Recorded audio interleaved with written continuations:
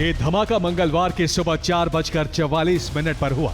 हमले में करीब 1100 किलो टीएनटी का इस्तेमाल किया गया। यूक्रेन ने ब्रिज के अंडर वाटर सपोर्ट में विस्फोटक लगाया था। विस्फोटक को पिलर के बेहद करीब लगाया गया। दावा है कि यूक्रेन ने इस हमले के लिए 14 महीनों तक प्लानिंग की थी। यूक्रेन ने रूस पर 200 ड्रोन दागे, जिनमें करीब 100 ड्रोन का टारगेट क्रीमिया था। इनमें से कई ड्रोन्स का टारगेट कर्च ब्रिज था। बीती रात कर्च शहर में 2 धमाके सुने गए। ये धमाके कर्च ब्रिज के बेहद करीब हुए। दावा है कि रूस ने कर्च ब्रिज के पास 2 यूक्रेनी ड्रोन को तबाह कर दिया। इसके बाद से ब्रिज को बंद कर दिया गया है।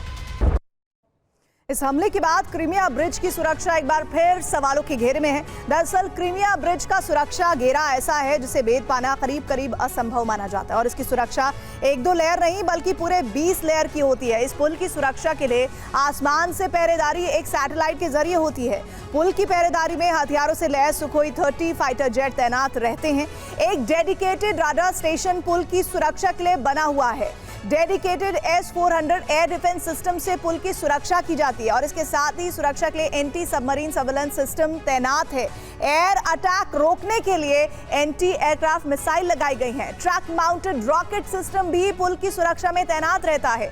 सुरक्षा के लिए शोल्डर माउंटेड रॉकेट भी तैनात है और इतना ही नहीं, इसके लिए सरफेस टू एयर मिसाइल भी 24 घंटे तैनात रहती है और पुल पर जगह जगह वॉच टावर भी मौजूद है। अब बारी आती है समंदर के रास्ते निगरानी की, तो इसके लिए बाकायदा एक युद्धपोत तैयार रहता है। जगह जगह सोनार सिस्टम लगे हुए हैं जो पनडुब्बी का पता लगाते हैं। सुरक्षा के लिए 24 घंटे पुल के नीचे गोताखोर मरीन कमांडो की ड्यूटी होती है।